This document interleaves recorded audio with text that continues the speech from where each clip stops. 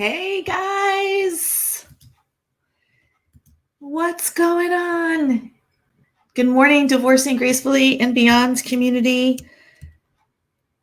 And today I'm in here kind of by surprise because I had a 9 a.m. call that was booked, but that call got rescheduled. So I had an opportunity to come in here and spend some time with you guys. Can you believe we're almost at the end of the year? We're here in December and almost close to the time where we're going to be entering 2021. So what I wanted to talk to you guys about today was claiming your destiny. So when you might be saying, well, Donna, what are you talking about? Why is this important? And one of the things that I see time and time again when it comes to creating our ideal life or creating the path that we want to take for the future.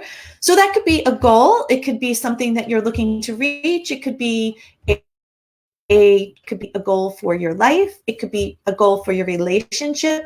The one thing that we tend to do, and this is where people sort of fumble, is we don't get really clear on the outcome that we want. So we may say, I would love to have a good relationship. This is what I'm working towards. This is what I want to do. And I want to increase all levels of my interest of my relationship. But then we step back because then I'll ask you, well, what does a good relationship look like? Right? What exactly, when you say I want a good relationship, what exactly does that look like? Right? So in a very simplistic way, if you said to me, Donna, I want to increase my salary this year, and you find a penny on the ground, technically, guess what? You increased your salary this year. So that's where we want to be very specific. We want to say, my salary is increased by $10,000 this year, or my salary is doubled this year, or my salary is increased by 5,000. Again, the number isn't the issue. It's the clarity that you're coming to the table with. So a lot of times we apply what we've learned at work of how to go after a goal and what we have to do and how to attain it. We apply the same principles when it comes to our personal life and with our relationships. And that unfortunately doesn't work. The way that we apply how we work and the goals at work does not equate to how we can increase our life and love and relationships on the relationship side. They're two separate tools. So that's why so many times, if you feel like you're struggling, if you feel like, wow, like I've got it together so far as work, friends, family, and home, but for some reason, my relationships, I still can't quite get the way that I want. Well, this is why. So what I'm here to kind of give you an opportunity to think about with yourself is claiming your destiny. So hope isn't a strategy. I think hope is a tool. When we say, I hope to get things done and I hope that I have X, Y, and Z, it's a wonderful tool, but it's not a strategy. You actually have to be very clear of what exactly it is that you want. You've got to go in and claim your destiny. You're either going to be driving your life through faith or through fear. That's it. There's no other choice. You're going to drive through faith, and faith means that you may not see the outcome right away, but you have a knowing in your heart that it's going to be yours. It's not if it's going to be yours, it's more or less just a matter of when it's going to be yours. And if you drive your life out of fear, what you're going to consistently be looking for, you're going to scan the environment to see exactly what could go wrong. You're going to scan the environment to meet your belief system that this can't be for you, that there's no good guys out there, that this is not possible that you could have this type of life that you have in your heart. So that's how you know you're driving in fear. And when you're driving in faith, you're more expanded. Your heart is open. You just know that there's this goal that you're reaching, and you may not have reached it yet, but you just know that it's going to happen for you. So we want to make sure that we're always driving in faith, right? We want to make sure we're driving in the lane of faith. But secondly, is being very, very clear of the outcome you want. If I would say one of them, if someone had asked me, Donna, what are two things that if today was my last day here on earth, what were two things that you would leave me with? What were two pieces of guidance that you could give me? And number one would be the mindset, because By far, it's your mindset that will create or break you.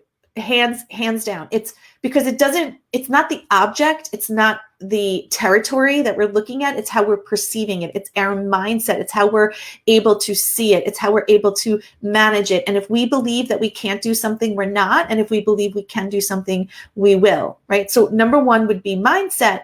And number two would be clarity and creating and putting out the outcome of exactly what it is you want.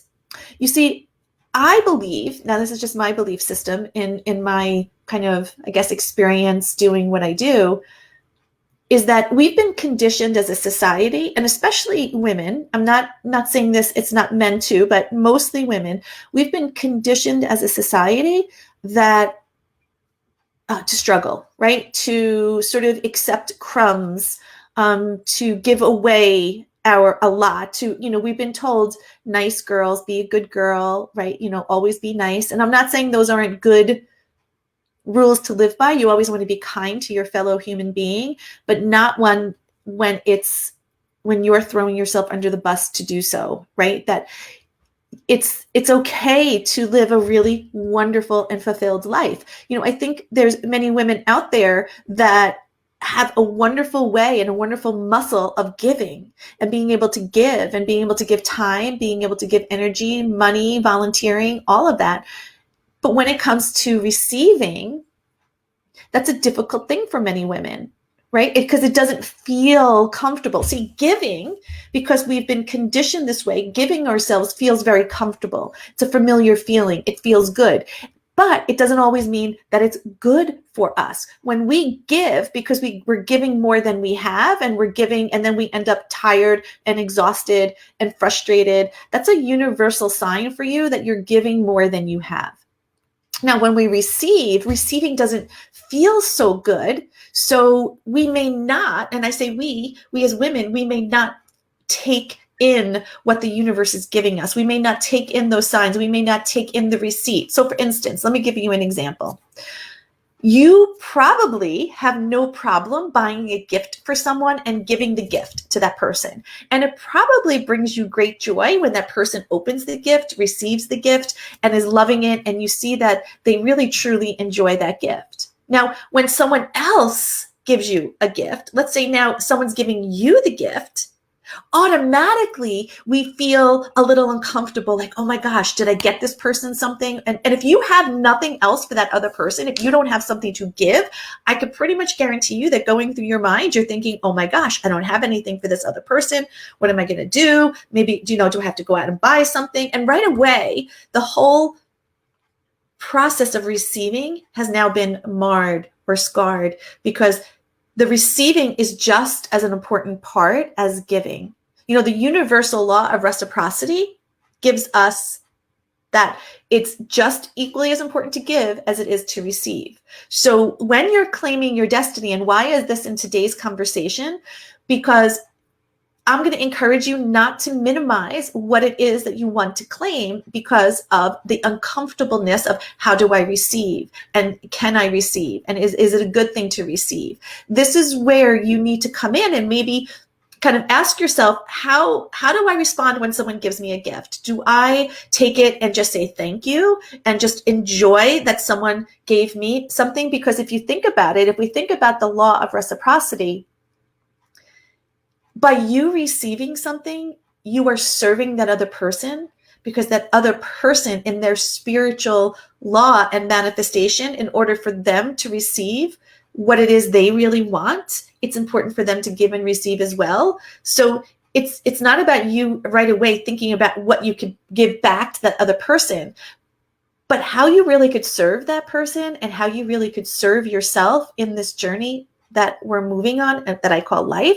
is receiving that gift in whole and just saying thank you. Saying thank you so much for thinking of me without thinking about anything else, just truly receiving it in your heart, right? So when we're thinking about our destiny, this is where many women, many people contract, because of the difficulty in receiving these big and wonderful and good things. Again, we've been conditioned to receive crumbs. We've been conditioned to give and not receive. So when you're thinking about your destiny, if you're going in that mindset, that's the mindset of fear and lack. If you're creating your destiny out of fear and lack, well, that's what you're going to get.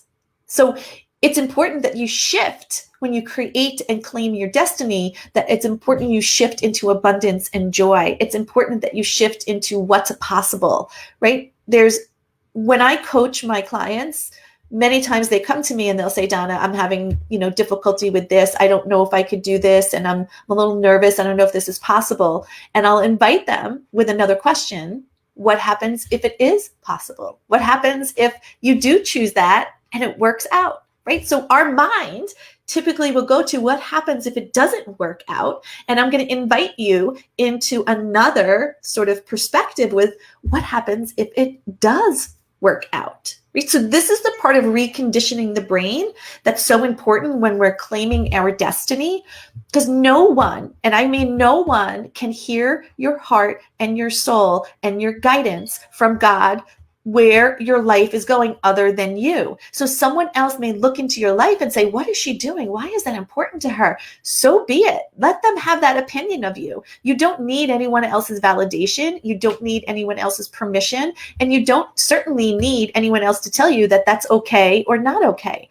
You have a calling in your heart to lead your life in a certain way. And if that calling is leading you in a certain direction, that's where you follow.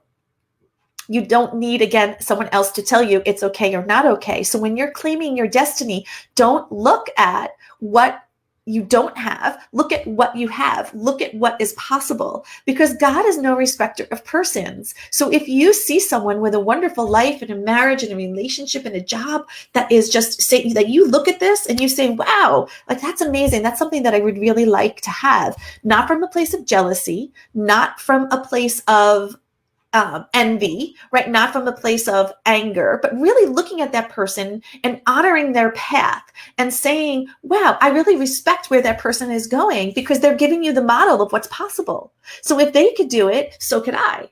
Right. And you look at the model. That's how I built my entire life and my entire business, is looking around and getting universal data, because I wasn't taught how to start or run a business. I wasn't taught how to have a good relationship. I just didn't know.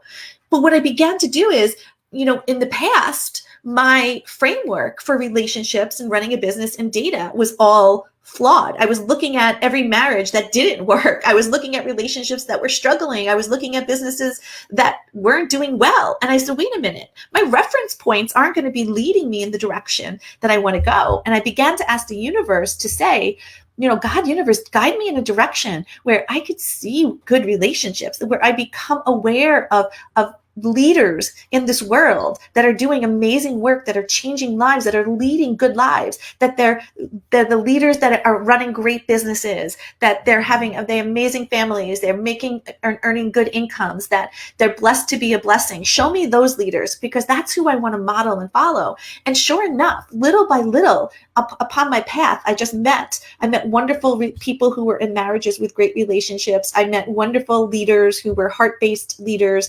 And little by little, I began to change those reference points, and I began to model and learn from what I looked at as wonderful. And it wasn't from a place of envy or jealousy. It was really from a place of, wow, if they could do this, so could I. And I wanted to learn what was different. What were they doing that I wasn't? Where did they get their information? Where did they learn how to do this? How did they learn? And I began to become curious.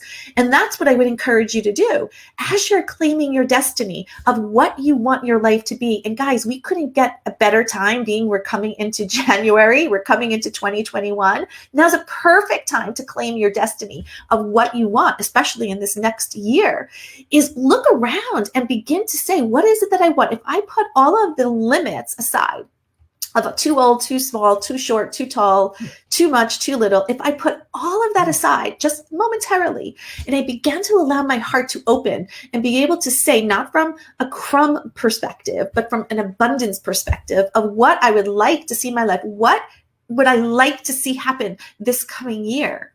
and just begin to allow yourself to expand exactly what you want, not just a little bit, not just I think, but exactly what you want. Now you can begin to say, wow, like for instance, if you say, I would love a relationship to come into my life where I am connected, that we love each other, that we respect each other, that I could trust him, he trusts me, his family, my family, we're like frickin' frack. This is what I really, really want. Well, now when you know exactly what it is you want, now you can begin to look for references to help you support this belief system of what's possible. Because in the past, what you're seeing is leading your life out of fear and everything that could go wrong, and looking at bad relationships and noticing all of those. But now your reference point, you're going to open yourself up and ask God in the universe to show you relationships and couples that have this model of living that you're looking for. And now you can model it and ask for information to be brought to you and tools to be brought to you and people to come into your life, because they will. This is how it works, is that when we change the way we look at things, our whole world changes, right? I think Wayne Dyer had once said that change your mind or change your thoughts and I'll change your life, right? And that's, Suzanne had mentioned she found her happy marriage when she wasn't looking. She had a career together and was most confident in herself. And Suzanne, you nailed it there, because that's how it happens, is when we claim our destiny, we don't ruminate on, is it going to happen? Is it not going to happen? And looking to make it happen. What we do is we claim our destiny as if it's already happened. And then we do the work on ourselves and we live our life the best we know how, unapologetically, at the best and most, the highest vibrational frequency that we can.